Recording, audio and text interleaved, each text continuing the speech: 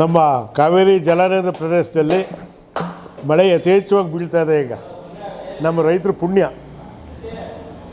ನಾವು ಅನ್ಕೋತೀವಿ, ರಾಜಕೀಯದವ್ರು ಏನಾರು ಅನ್ಕೊಳ್ಳಿ, ನಾವಂತೂ ಅದನ್ನು ನೆನೆಸ್ಕೊತಾ ಇದ್ದೀವಿ. ಈಗ ಸರ್ಕಾರಕ್ಕೂ ಒತ್ತಡ ಕಮ್ಮಿ ಆಗಿದೆ. ತಮಿಳ್ನಾಡಿಗೆ ನೀರು ಕಪಿಲಾ ನದಿ ತುಂಬಿ ಹರಿತಾ ಇದೆ, ಅಲ್ಲಿ ಇನ್ನೂ ಯಥೇಚ್ಛವಾಗಿ ಮಳೆ ಬೀಳ್ತಾ ಇದೆ. ಈಗ 30,000 ಬಿಟ್ಟಿದ್ದಾರೆ, ಇನ್ನೂ ಹೆಚ್ಚಿನ ಕ್ಯೂಸೆಕ್ಸ್ನ ನೀರು ಬಿಡ್ತಾರೆ ಅಲ್ಲಿಗೆ ತಮಿಳ್ನಾಡಿಗೆ. ಅವ್ರಿಗೂ ಬೇಕಾದ ಸಾಕಷ್ಟು ಆಗಿದೆ. ನಮಗೆ ಈಗ 105 ಅಡಿ ಆಗಿದೆ ಕನ್ನಂಬಾಡಿ ಕಟ್ಟೆನಲ್ಲಿ. 82 ಅಡಿ ಇದ್ದಾಗ ಮುಖ್ಯಮಂತ್ರಿಯವರು ಬೆಳೆ ಹಾಕಬೇಡಿ, ದಯವಿಟ್ಟು ರೈತರಲ್ಲಿ ಮನವಿ ಮಾಡ್ಕೋತೀವಿ ಅಂತ ಹೇಳಿದರು.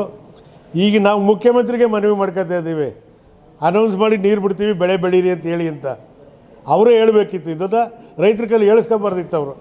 ಅವರೇ ಹೇಳಬೇಕಿತ್ತು. ಈಗ ನಮಗೆ ನಾವೇ ಹೇಳ್ತಾ ಇದ್ದೀವಿ, ಅವ್ರು ಅನೌನ್ಸ್ ಮಾಡಬೇಕು ತಕ್ಷಣ, ಇವತ್ತೇ ಅನೌನ್ಸ್ ಮಾಡಬೇಕು.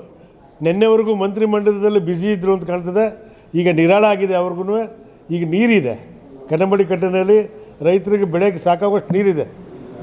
ಏನು ಕೆರೆ ಕಟ್ಟೆಗೆ ಅಂತ ಬಿಟ್ಟಿದ್ರೆ ಅದನ್ನು ಕಂಟಿನ್ಯೂ ಮಾಡಿ ಬೆಳೆ ಹಾಕಿ ಅಂತ ಹೇಳಬೇಕು. ಅದಕ್ಕೆ ತಕ್ಕಂತೆ ರಸಗೊಬ್ಬರ, ಬಿತ್ತನೆ ಬೀಜ ಎಲ್ಲನೂ ಆ ಡಿಪಾರ್ಟ್ಮೆಂಟವ್ರು, ಅಗ್ರಿಕಲ್ಚರ್ ಡಿಪಾರ್ಟ್ಮೆಂಟವ್ರಿಗೆ ಹೇಳಬೇಕು, ರೆಡಿ ಮಾಡಿಕೊಡಿ ರೈತರಿಗೆ ಇದೆ. ಯಾಕೆಂದರೆ ಈಗಾಗಲೇ ಲೇಟ್ ಆಗಿದೆ.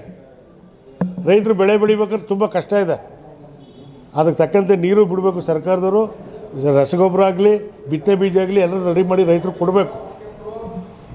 ನಾವು ಸಂಪೂರ್ಣವಾಗಿ ಬೆಳೆ ಬೆಳಿತೀವಿ.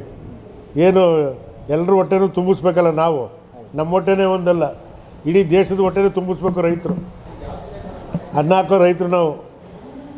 ನಮ್ಮನ್ನು ನೋಡಬೇಕು, ಅವ್ರು ಗಮನದಲ್ಲಿ ಇಟ್ಕೊಂಡು ಬರೀ ರಾಜಕೀಯನೇ ಅಲ್ಲ, ನಮ್ಮ ಕಡೆನೂ ನಿಗಾ ಕೊಡಬೇಕು. ಮತ್ತು ನೀರನ್ನ ಕಂಟಿನ್ಯೂಸ್ ಆಗಿ ಹರಿಸ್ಬೇಕು. ಇವಾಗ ಅವರು ತಮಿಳ್ನಾಡ್ದು ಅದು ಇದು ಸುದ್ದಿ ಹೇಳ್ಕೊಂಡು ನೀರು ನಿಲ್ಲಿಸಬಾರ್ದು.